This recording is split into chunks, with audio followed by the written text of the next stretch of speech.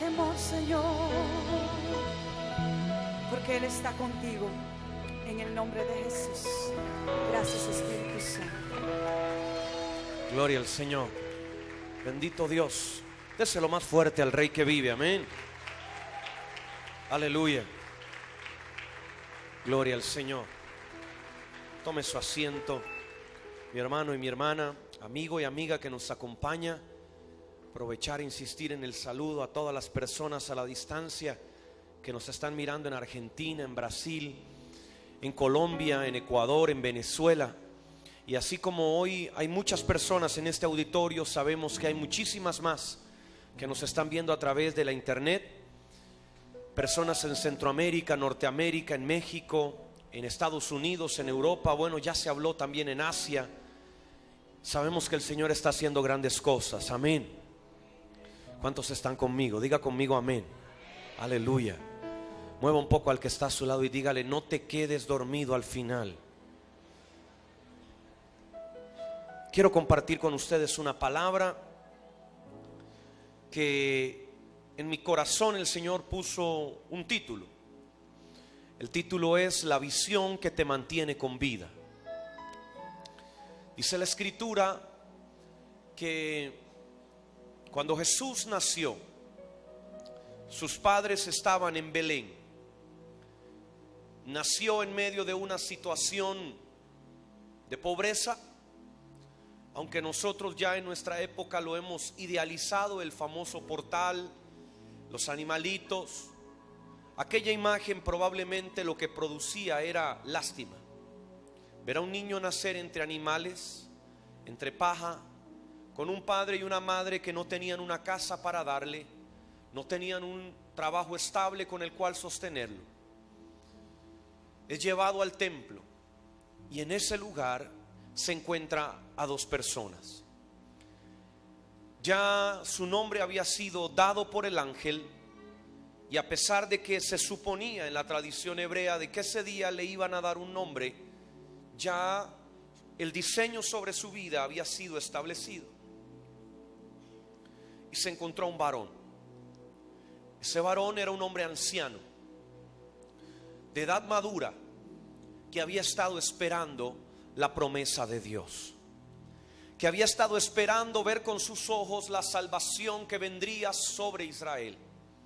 Su nombre fue Simeón, un profeta que estuvo expectante durante gran parte de su vida, recordando la promesa de Dios sobre la nación. Él sabía que la nación donde él habitaba había caído en desgracia, se había llenado de pecado, de idolatría, se habían apartado de la verdad. Y aunque muchos enseñaban las escrituras, el Espíritu de Dios ya no estaba sobre Israel como en el tiempo antiguo. Este profeta sobrevivió con una visión en su espíritu que le permitió permanecer a través del tiempo, a pesar de la adversidad y a pesar de las dificultades, expectante. Diga conmigo expectante. Dígalo con fuerza. Simeón estaba expectante. La expectativa es el preámbulo de los milagros. ¿Cuántos pueden decir amén? Entre mayor sea su expectativa, mi hermano, mayor será la capacidad de Dios para sorprenderlo. Si usted tiene expectativas bajas, probablemente cualquier cosita lo sorprenderá. Creo que todos recordamos lo que pasó con la selección en el mundial. ¿Por qué la selección pasó a la historia? ¿Y por qué nos sorprendió una selección que no quedó campeona del mundo, que no pasó a semifinales? ¿Por qué un equipo que queda en octavo lugar nos sorprende? Porque esperábamos que fuera el último. Teníamos expectativas bajas y los muchachos sorprenden a una nación demostrándole que sí se puede. Pero las expectativas que tenía Simeón eran expectativas no de las de cualquier profeta, no como las de cualquier hombre que estaba en medio del templo, que buscaba o adoraba a Dios. Él estaba esperando el día en el que Dios manifestara su salvación sobre su generación. Él estaba esperando en su corazón el momento en el cual Dios le respondiera a un pueblo por causa de la necesidad que había, el hambre, la injusticia, el pecado, la idolatría, la fornicación, el adulterio, la perversión del templo, la esclavitud de una nación. Israel ya no era un pueblo independiente, era un pueblo sometido por el yugo romano desde hacía muchos años. Habían perdido la esperanza de volver a ver a un rey David, habían perdido la esperanza de ver a un Moisés, pero había un hombre en medio de aquel pueblo que todavía estaba esperando, bajo la visión de Dios, que Jehová respondiera en base a su palabra. Hoy yo pregunto a este auditorio: ¿cuántos hombres en este lugar, varones de sexo masculino, han estado permaneciendo en la visión y en la palabra de Dios hasta el día en el que esa palabra se cumpla sobre su casa y sobre su generación? Parece que hay muy pocos varones, pero bueno, espero que algunas mujeres sí. Dice la palabra que así como estuvo Simeón, hubo otro personaje que su nombre fue Ana, una profeta que había estado en el templo durante 84 años. Diga conmigo, 84 años son muchos años. Esta mujer había enviudado y solamente había podido estar unos cuantos años con su marido, y desde que había enviudado se había dedicado a servir a Dios. ¿Cuántas mujeres hay en este auditorio que están listas para permanecer en la visión de Dios?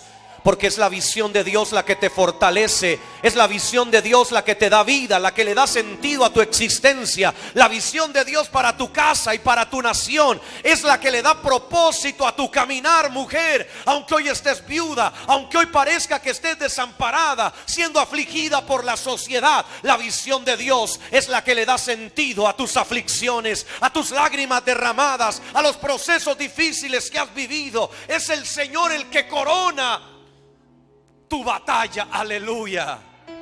Es el Señor el que dirá al final del camino: he aquí una mujer justa, he aquí una mujer íntegra, he aquí una mujer que permaneció en mi palabra, he aquí una mujer que no claudicó, que no abandonó el diseño, que no dejó botada mi promesa, sino que esperó pacientemente hasta el día de la manifestación de mi cumplimiento. Esta mujer durante 84 años no se apartaba del templo ni de día ni de noche. Ella permanecía orando y ayunando constantemente hasta que vio que el niño entró por las puertas del templo.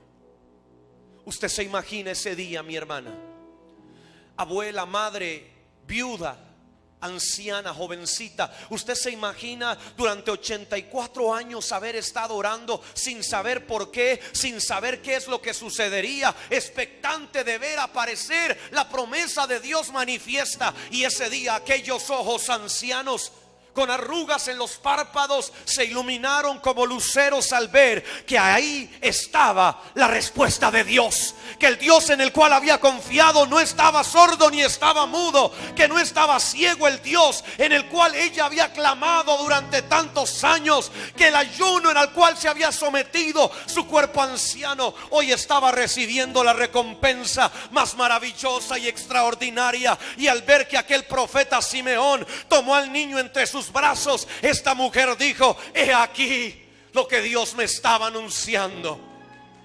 Y esta mujer dijo: no me voy a quedar callada, y hoy con 84 años de viudez empezaré a predicar las buenas nuevas de salvación, aleluya. Yo no sé cómo hacen las mujeres para siempre ser las primeras en lo que Dios ha diseñado sobre una nación. Yo no sé cómo hacen las mujeres para estar sensible a la voz de Dios, para poder dar el primer paso de fe antes de que todo ocurra. Esta profeta no solamente dijo: he aquí un niño. Esta mujer dijo: hay que hablar de lo que Dios ha hecho. Esta mujer dijo: voy a hacerlo en fe, voy a caminar, voy a correr, voy a hacer lo que tenga que hacer, voy a quitarme mi ropa de ancianidad y voy a correr como una niña, predicando que lo que yo había estado esperando ha venido a Israel. Aleluya. Me imagino el color del rostro de esa mujer, palideciente de sus ayunos, de permanecer en el templo por muchos años. Se llenó de color, se llenó de alegría, se llenó de vida, se llenó de emoción. Hoy, cuando ella pensaba que todo estaba por terminar, algo dio vuelta por completo y le dijo: he aquí la razón por la cual permanecerás en la tierra por décadas, alabando y glorificando a Dios, porque Él ha venido a visitar esta generación. Diga conmigo: gloria a Dios por la visión. La visión que te mantiene con vida no es la visión que tú tienes de tu empresa. La visión que te mantiene con vida no es la fórmula mágica para hacer dinero. La visión que te mantiene con vida no es tener una buena familia y ser un buen padre o una buena madre. La visión que te mantiene con vida es aquella que ha sido escrita en tablas en tu corazón y permanece, para que cuando alguien la lea pueda correr a través de esa visión que Dios te ha dado. La visión de la que te estoy hablando es la visión profética que Dios nos permite tener para nuestro tiempo, para nuestra generación. Sin importar si tú hoy tienes 60 o tienes 40, tienes 20, tienes 10 o tienes 100. Es la visión que Dios impronta en nuestro espíritu para darle propósito y sustento a nuestros huesos. Y he aquí un profeta que Dios escogió. El profeta Habacuc, dice la palabra en el primer capítulo de su libro, que la situación de Israel se había vuelto caótica y conflictiva. Israel estaba perdida en un mundo absolutamente paganizado. La maldad había llenado la tierra y un gran peligro amenazaba a Israel. La invasión del imperio de Asiria estaba pronta a llegar, y al no tener a Jehová de su parte, Israel era una presa fácil de lo que Satanás quería hacer con ellos. Dice el versículo 3 del capítulo 1 que Habacuc exclama y dice: ¿por qué me haces ver iniquidad y haces que vea molestia? Destrucción y violencia están delante de mí, y pleito y contiendas se levantan. Por lo cual la ley es debilitada y el juicio no sale según la verdad. Por cuanto el impío asedia al justo, por eso sale torcida la justicia. Esos eran los tiempos que vivía Israel en ese momento. Tiempos que, aunque usted no lo crea, se parecen muchos a los que estamos viviendo hoy en nuestro país. Tenemos personas haciéndonos creer que se puede meter en un congelador la fecundación de un óvulo y un embrión, perdón, de un óvulo y un espermatozoide, que es un embrión, poder congelarlo. Hay personas que nos están haciendo creer que se puede determinar cuáles de esos embriones son viables y cuáles inviables, y que eso es justo, que eso es correcto, que eso está bien. Tenemos líderes que izan banderas de arcoíris, no porque representan el pacto de Dios con nuestra nación, sino porque quieren enalbordar una bandera de desorden y desenfreno sexual. Hoy tenemos noticias en los periódicos donde se habla de que nuevamente el Ministerio de Salud está cerrando iglesias en Costa Rica, como sucedió hace varios gobiernos atrás, donde se fue al descaro de cerrar iglesias en plena calle de la Amargura en San Pedro porque no tenían parqueo. Levante su mano y diga: Dios va a librar a su pueblo como ya lo hizo antes. Tiempos donde la justicia se ha vuelto injusta, tiempos donde la equidad pareciera que no existe, donde la gente íntegra y correcta va a dar a la cárcel y los que no lo son permanecen libres. Los pensamientos de nuestra sociedad se han vuelto liberales, pero al mismo tiempo desordenados. Hoy se nos llama cavernícolas a los que creemos en la fe de que Jesucristo es el Hijo de Dios y que Él estableció un diseño y un modelo para que la humanidad pueda vivir en orden.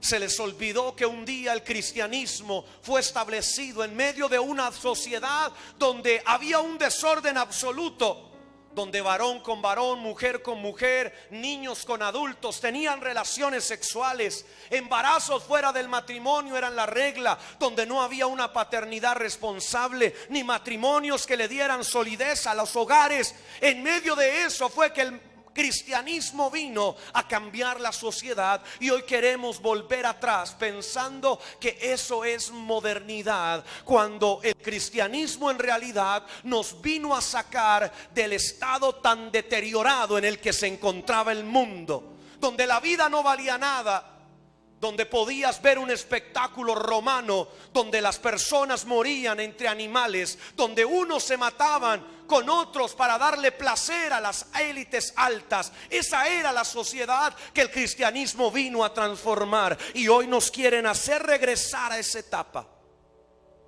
como si eso fuera modernidad. Pero en medio de eso Dios está también levantando profetas en medio de esta nación.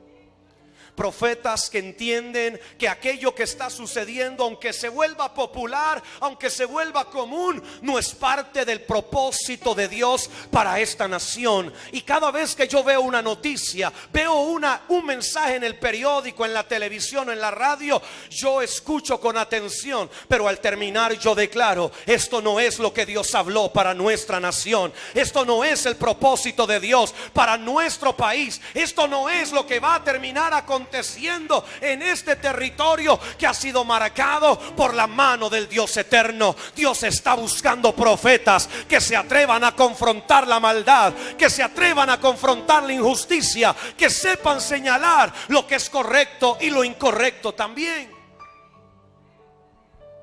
Y aunque hoy el diablo cree que está ganando la batalla, él todavía no conoce la respuesta final de Dios. Él todavía no conoce la respuesta final de Dios, porque Israel tuvo que pasar por esclavitud, tuvo que pasar por momentos de dificultad, de miseria, tuvo que pasar por momentos donde se vio rodeada. ¿Para qué? Para que el corazón de la nación se volviera a Dios. Yo puedo decirle hoy a la iglesia con total comprensión de lo que estoy hablando, que lo que nuestro país está viviendo solamente está haciendo despertar a ese ejército de guerreros, a ese ejército de soldados que han entendido que ya llegó la hora de abandonar la pasividad, y ha llegado el momento de convertirse en un pueblo militante. Hace unos días escuché una mujer, probablemente usted la conoce, cuyas intenciones eran favorecer estos proyectos desde una posición lamentablemente de defensa de la ciudadanía. Actos de corrupción le fueron descubiertos y rápidamente tuvo que presentar su renuncia, sin antes decir algo que a mí me pareció profético. ¿Cuántos están listos?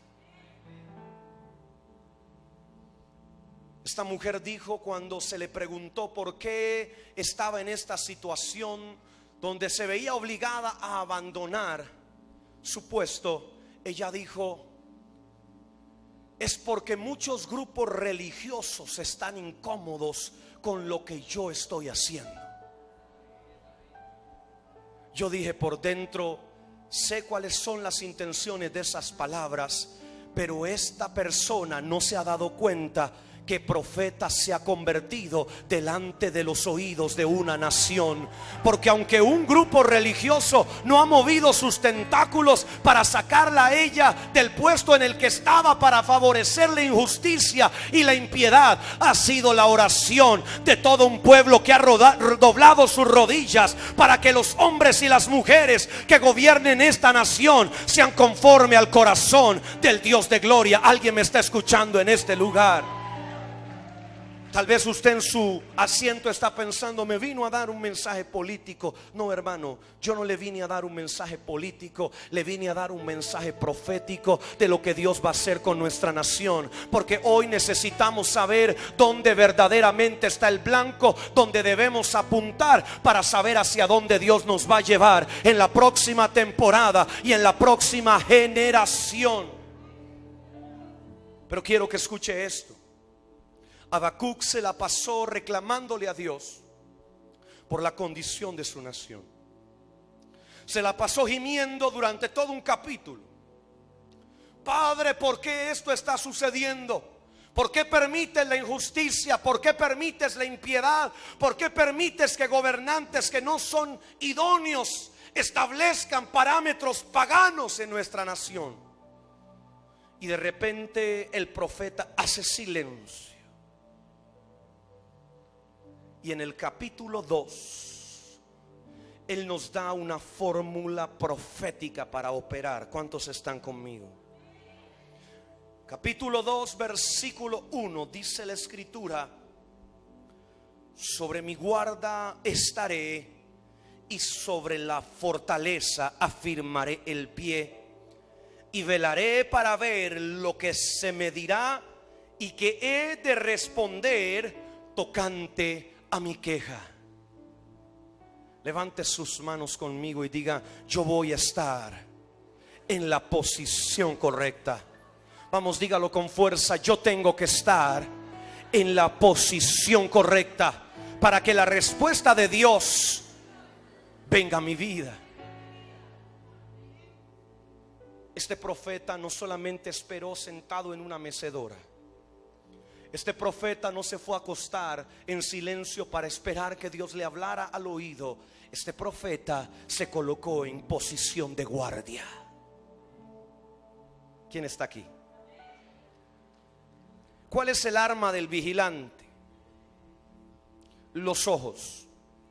Diga conmigo: el arma de Dios para mi vida es mi capacidad de ver en el horizonte profético. Vamos, dígalo de nuevo conmigo: el arma de Dios para mi vida es mi capacidad de ver en el horizonte profético. La posición de guardia que tomó Habacuc no fue una posición de pelea física. Él se convirtió en una atalaya sobre la nación sobre la cual Dios lo había puesto. Dice la palabra que él afirmó su pie sobre la fortaleza. Él determinó el perímetro sobre el cual él estaría vigilante. Él determinó cuál iba a ser el territorio sobre el cual él iba a tomar autoridad. ¿Alguien me acompaña en esta mañana? Habacuc oró al Señor, pero inmediatamente se posicionó como atalaya de la ciudad. ¿Cuántos atalayas hay de esta nación en este auditorio? Y dice la palabra que él se puso vigilante en el horizonte. Los atalayas tenían que tener su mirada fija en la distancia, porque ellos eran los que podían determinar si lo que venía era o no era de Dios.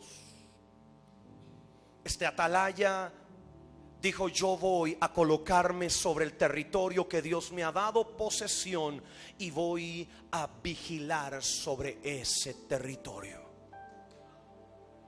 Pero la tercera cosa que dice el profeta es que él velaría para ver lo que se le respondería. Yo estoy totalmente seguro que el problema de muchos creyentes que han estado esperando una respuesta de Dios no es que Dios no les quiera contestar, es que no están en la posición correcta. es que han perdido la posición de atalayas y se han convertido en simples espectadores de acontecimientos que pasan a su alrededor. Se han convertido en aquellos que ven los toros desde la barrera y no en verdaderos atalayas que han afirmado su pie sobre la fortaleza. Habacuc empezó a esperar bajo la convicción de que Dios respondería. Él empezó a vigilar bajo la expectativa de que Dios en algún momento abriría su boca y traería una revelación a su vida que cambiaría para siempre sus circunstancias. Él dijo: yo estoy viendo destrucción, estoy viendo problemas, estoy viendo pecado, pero yo tengo la confianza y la expectativa de que en algún momento el Dios en el cual yo he puesto mi fe tendrá misericordia de mí y responderá mi plegaria. Por lo tanto, yo voy a tener que estar vigilando el horizonte para determinar cuándo llegó el tiempo de Dios. Diga conmigo: el horizonte va a determinar mi presente. Diga conmigo: mis circunstancias. Diga conmigo: mis problemas no determinarán mi presente. Vamos, el que lo entienda, dígalo con fuerza: el horizonte es el que va a determinar mi presente. Aleluya. ¿Sabe qué es lo que pasa? Que cuando vienen las dificultades y los problemas a nuestro alrededor, las presiones, dejamos de combatir hacia donde tenemos que combatir y nos empezamos a enfrascar en nuestro cronos. Empezamos a vivir en un tiempo donde todo lo que sucede nos afecta, nos mueve, nos hace tomar decisiones. Pero cuando tu presente lo determina el horizonte, tú empiezas a entrar en la etapa del kairos de Dios. Porque cuando tu mirada está puesta en el horizonte, todo lo que está a tu alrededor es ruido, todo lo que está a tu alrededor es distracción. Tú sabes que lo que va a venir para tu vida no está determinado por tu presente, sino por el diseño que Dios te está revelando en el horizonte. Y entonces tú escuchas al jefe malcriado que te quiere sacar la cabeza de un golpe. Tú lo ves con otros ojos. Cuando ves que en tu familia los hijos se vuelven rebeldes y conflictivos, tú ya no los miras con los mismos ojos. Tú ya no los enfrentas físicamente. Tú no tratas de doblegar la situación a través de tu fuerza. Tú dices: he aquí un propósito de Dios que me está esperando. Por lo tanto, pacientemente esperaré como atalaya, afirmado mi pie sobre la muralla, porque este territorio es mío y Jehová ha determinado que Él cumpliría su palabra. Pero el profeta dice: tendré que ver qué le voy a responder a Dios. ¿Quién está aquí? El problema no es solamente cuando Dios te responde. El problema es qué se te ocurre responderle al cielo. Este profeta dijo: yo voy a esperar con tanta convicción que desde ya me voy a empezar a plantear lo que le voy a responder. Yo no sé si usted alguna vez le ha tocado confrontar a alguien que está en pecado o en alguna cosa conflictiva en el trabajo o en la iglesia. Usted lo confronta, inmediatamente la persona le responde a usted. Uno se queda pensando como que este sabía que yo lo iba a confrontar, porque inmediatamente lanzan la excusa, lanzan la respuesta. Este profeta no empezó a buscar una excusa, empezó a buscar los posibles canales que Dios utilizaría para responderle a él. Y cuando la situación se había vuelto de mayor expectativa, dice la palabra en el versículo 2 que Jehová me respondió y me dijo: escribe la visión y declárala en tablas para que corra el que la leyera. Simeón y Ana estaban en el templo. Ellos vieron al niño nacer, pero necesitaban que una generación leyera la visión y corriera con ella. Ellos necesitaban que hubiera una generación que estuviera atenta al oído de Dios, al oído a lo que Dios estaba hablando, para que no perdieran su tiempo, para que no malgastaran sus horas, sino que arrebataran la palabra como una estafeta y siguieran hacia la meta. Dice la escritura que Simeón se volvió hacia los padres de Jesús y les dijo: he aquí el propósito de Dios manifiesto sobre ustedes en su casa. Usted se imagina los ojos de José. A José Dios le había hablado que volviera y recogiera a la mujer que había desechado porque estaba embarazada. Y probablemente entre más dudas que certezas, él hace caso de lo que Dios le dice. Y cuando entra al templo, un profeta anciano se le queda mirando y le dice: aquí está la recompensa de tu obediencia. Aquí está la recompensa de que hayas sido sensible a la voz del Espíritu Santo. He aquí la recompensa de Jehová sobre tu vida, porque hayas estado atento y sensible a lo que Dios te dijo en tu espíritu. Por lo tanto, ahora yo te digo que este niño será utilizado por Dios para enderezar la senda, para llegar y contraponer el obstáculo de Satanás en el corazón de Israel y traer la salvación de Dios a la nación. ¿Cuántos dicen amén? Versículo 3: aunque la visión tardara aún por un poco de tiempo, más se apresura el fin y no mentirá. Aunque tardare, espéralo, porque sin duda no tardará. He aquí que aquel cuya alma no es recta se enorgullece, mas el justo por su fe vivirá. Este profeta estaba recibiendo una respuesta de Dios que no parecía tan atractiva como él se lo pudo haber imaginado. Este profeta probablemente estaba esperando que Dios le dijera: mañana destruyo al gobernante de Israel, mañana levanto un rey como David. Este profeta probablemente estuvo esperando que algo rápido y eficaz ocurriera con la nación, pero esa no fue la respuesta de Dios. La respuesta de Dios fue: escribe la visión que Dios te da hoy y trasládala a la próxima generación. Haz que ellos corran con esa visión, porque en su tiempo se cumplirá lo que yo he dicho sobre tu vida. Este profeta entendió que él tenía que enfrentar la adversidad, que él tenía que seguir como atalaya de la nación, que él tenía que continuar guardando y preservando la visión, aunque en su entorno no hubiera favor de Dios.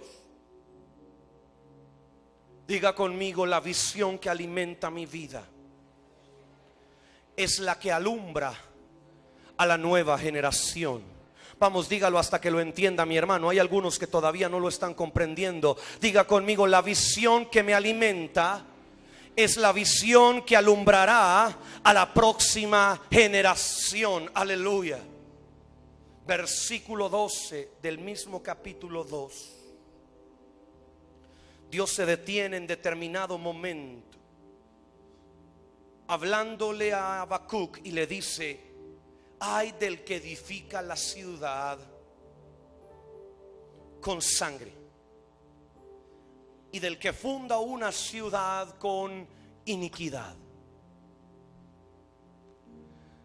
En medio de la respuesta que Dios le da a Habacuc, le dice al profeta: aquellos que están actuando impíamente, aquellos que están actuando de manera incorrecta, aquellos que están viviendo de formas paganas, ellos van a tener consecuencia por lo que están provocando. Ellos van a tener su paga por lo que están tratando de edificar una nación con una mentalidad abierta hacia el pecado, abierta hacia la muerte, abierta hacia el desorden sexual, abierta hacia la vida licenciosa. Hay de ellos que están provocando eso.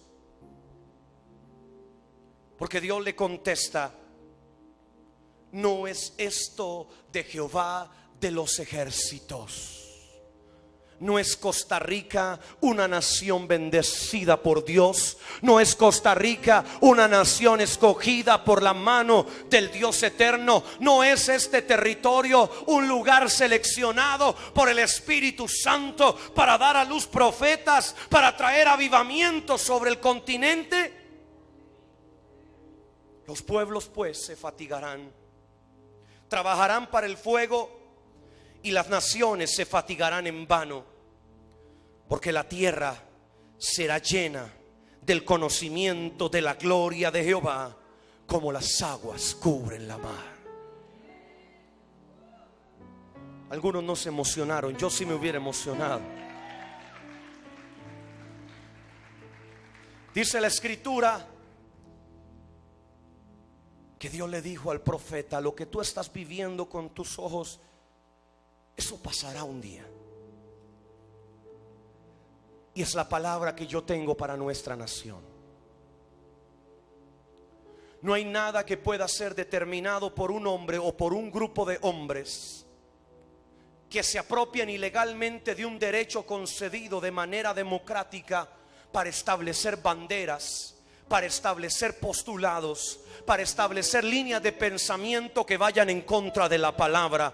Porque aunque ellos se esfuercen, corran, aunque ellos crean que están ganando la batalla, un día esta tierra será llena del conocimiento de Dios, como las aguas cubren la mar. Un día esta nación será reconocida no por haberse abierto a la legalización de prácticas impías o mundanas, sino por haberse abierto a la mayor ola del Espíritu Santo de Dios en América Latina. Una nación pequeña en número, pequeña en territorio, pequeña en recursos naturales, pero grande en revelación. Hoy declara delante de los estrados celestiales que un día será llena del conocimiento de la gloria de Dios.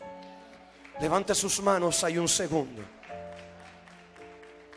y declárelo conmigo en su espíritu y diga: mi nación será cubierta como las aguas cubren la mar por la gloria de Dios. Diga conmigo: mis generaciones serán envueltas por la gloria de Dios, como las aguas cubren la mar. Los ojos de aquel profeta se alumbraron como los de Simeón y como los de Ana. Aquel profeta que se sentía solo, abandonado, que se sentía desechado en medio de un mundo pagano, iluminó sus ojos cuando vio lo que Dios le estaba diciendo.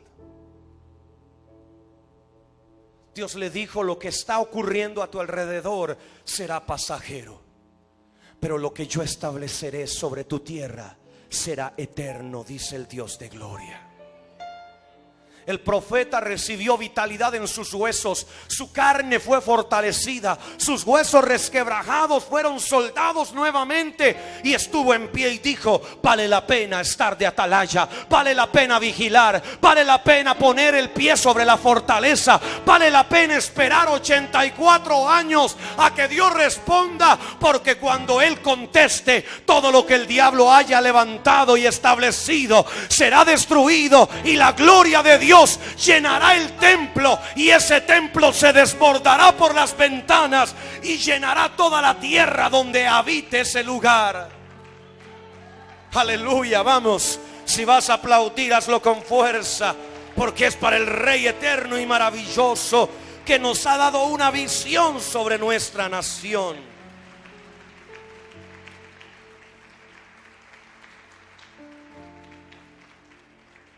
Dice la Escritura que Habacuc, en el capítulo 3 versículo 2, le contesta al Señor con otra perspectiva distinta. Cuando yo empiezo a escuchar a Habacuc, en el primer capítulo yo veo un hombre que quiere sangre, que quiere venganza, que quiere justicia, que quiere que mueran sus enemigos, que quiere que sean destruidos los malos. Pero después de la respuesta de Dios, algo es permeado por el corazón de Habacuc, y ya sus palabras no son las mismas. Su actitud ya no es la misma. Su manera de vivir ha cambiado por completo. ¿Cuántos están acá? Oh Jehová, he oído tu palabra y temí. Oh Jehová, aviva tu obra en medio de los tiempos. En medio de los tiempos hazla conocer. En la ira acuérdate de la misericordia. El hombre que pedía muerte, que pedía venganza, ahora pide misericordia. ¿Cuántos están en este auditorio conmigo entendiendo el mensaje? El hombre que había pedido que fueran muertos los malos, que fueran acabados sus adversarios, de repente entiende cuál es el destino que les avecina, cuál es la sentencia de Dios sobre ellos. Por lo tanto, ahora este atalaya, este vigilante, se convierte por completo en otra persona y dice: ahora no solamente puedo orar por los buenos, ahora no solamente puedo orar por la gente íntegra, ahora tengo que volcar mi corazón por aquellos sobre los cuales vendrá la ira de Dios si no se arrepienten. Y ahora, Señor, yo te pido que tengas misericordia en el día del juicio, que tengas misericordia en el día de la devastación, en el día de la sentencia que traigas. El profeta dejó de vivir en el Cronos y entró en el Kairos de Dios. El profeta dejó de pedir, o la profeta dejó de pedir que Dios se vengara de su ex marido. El profeta dejó de clamar para que Dios destruyera a la gente que le había quitado los recursos o lo había engañado. Dejó de pedir que Dios se vengara de los que lo habían metido en la cárcel, de los que lo habían maltratado, vituperado y humillado. Y de repente esos ojos que estaban llenos de amargura, de rencor, de oscuridad, de repente vuelven a ver al cielo y dice: aleluya, Jehová visitará mi nación. Ya no veo el sol cubierto de sangre, ya no veo las nubes envueltas de oscuridad con truenos y centellas. Ahora veo los cielos abiertos de Dios descendiendo sobre mi casa. Por lo tanto, que esta gloria llene a todo aquel que sea capaz de ser entendido en la visión del Espíritu Santo.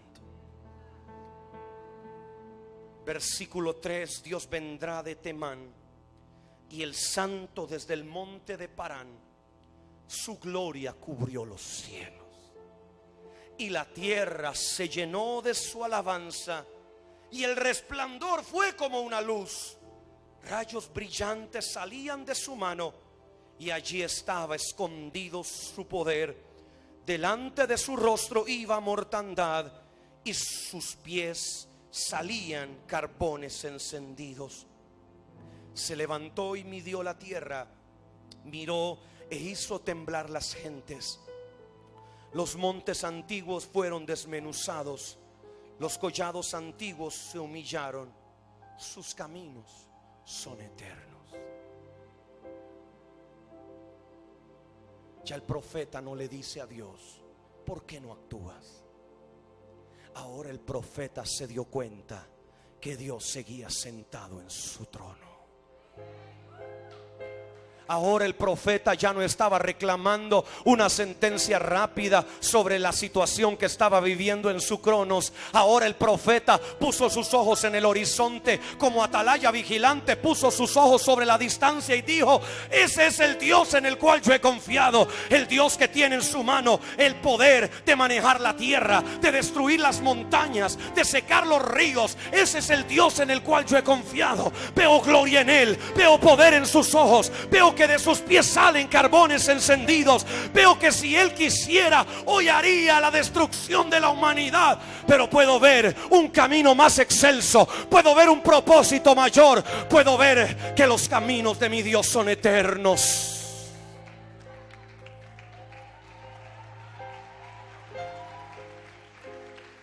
Vamos, hermano, vamos, si va a aplaudir, por favor, hágalo como ahora se le indicó. Dele la bienvenida al Señor y bata sus palmas en alto de gritos de júbilo, porque nuestro Señor sigue sentado en autoridad. Nuestro Señor sigue siendo rey de Costa Rica y de este territorio, de norte a sur y de este a oeste. No hay palabra, no hay decreto, no hay ley que pueda pretender establecerse por encima de nuestro Dios.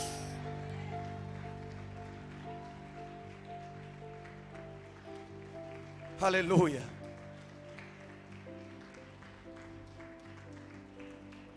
Aleluya. Tome su asiento.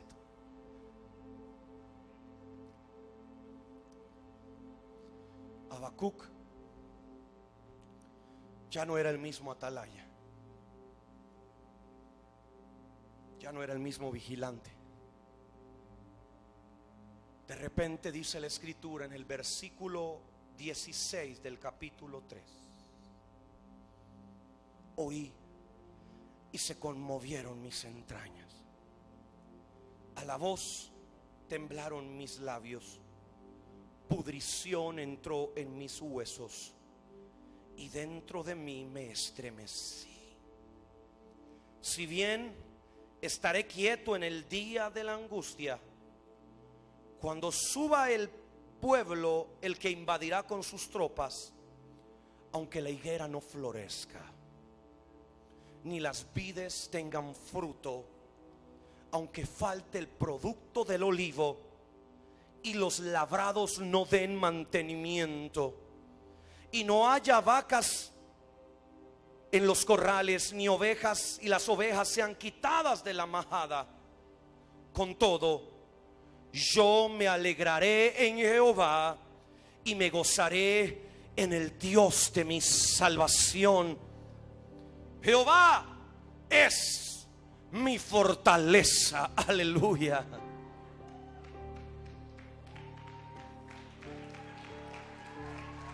Bendito es el Cordero de Dios.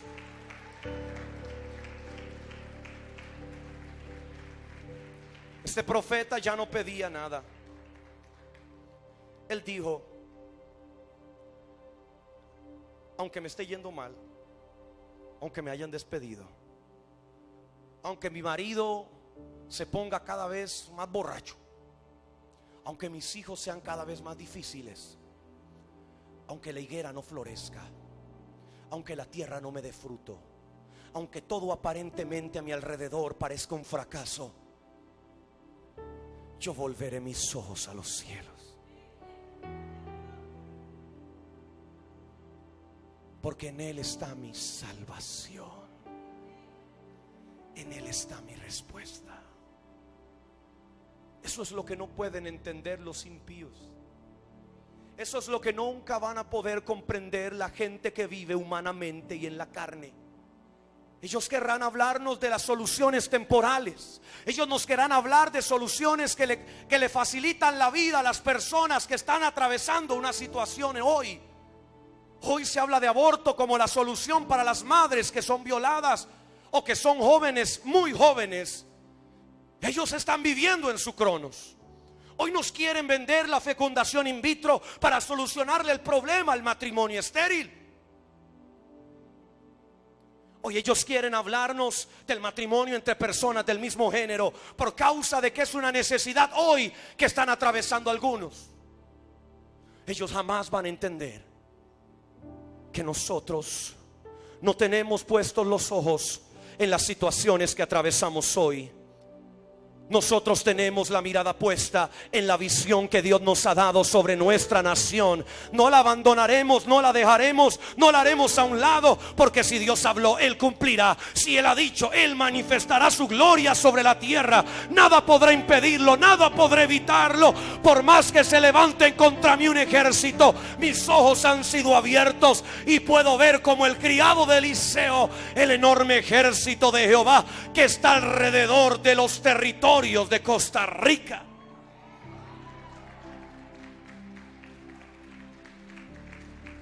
Aleluya.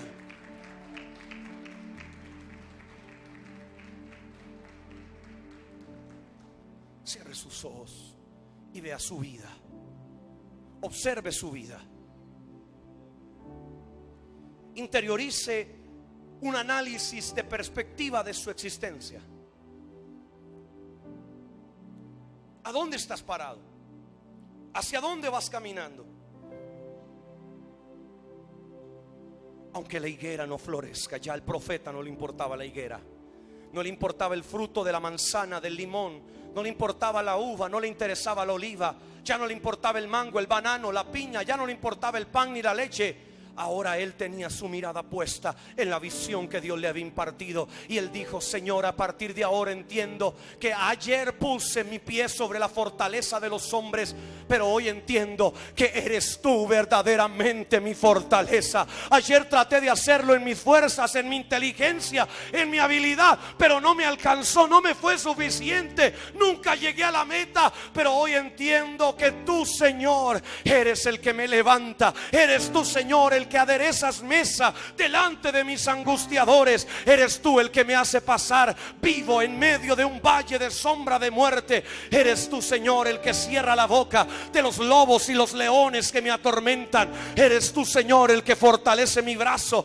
cada día que me levanto. Eres tú el que me da jabalina, espada, escudo, casco, yelmo y sandalias para la guerra. He aquí, Señor, un soldado. He aquí, Señor, un militante que esperará atento el día en el cual tú responderás. He aquí un atalaya, un vigilante que esperará la respuesta que vendrá del cielo. He aquí, termina el profeta diciendo que tú haces mis pies como de siervas y en mis alturas me haces caminar. El profeta no dice en las alturas, el profeta dice en mis alturas. ¿Qué significa mis alturas? Lugares inalcanzables para ti serán posibles porque Dios te dará pies como de siervas.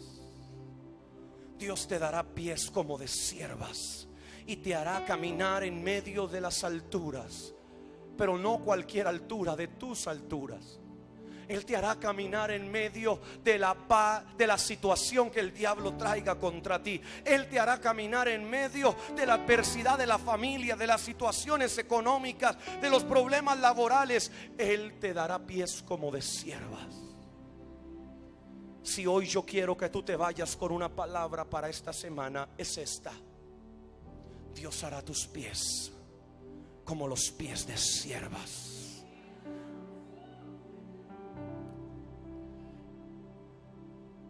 Y ya esta semana tú no caminarás ni correrás. Esta semana tú te remontarás a las alturas por la mano del Dios Todopoderoso. Y te parecerá que estás flotando, te parecerá que todo ya te da lo mismo, te parecerá que ya las cosas importantes ya no son tan importantes, te parecerá que lo que te estresaba, te preocupaba, te molestaba, te enojaba, ya no te molesta, te enoja ni te preocupa, porque Dios ha puesto tus calzados nuevos. Él te ha dado una identidad distinta, ha hecho correr por tus venas un código genético renovado. Ya no tú eres un mortal, ya tú no vives dentro del Cronos, tú has sido introducido en el Kairos de Jehová, que te permite proyectarte a la distancia en el destino y la visión que Dios te ha dado. Ponte de pie conmigo, por favor.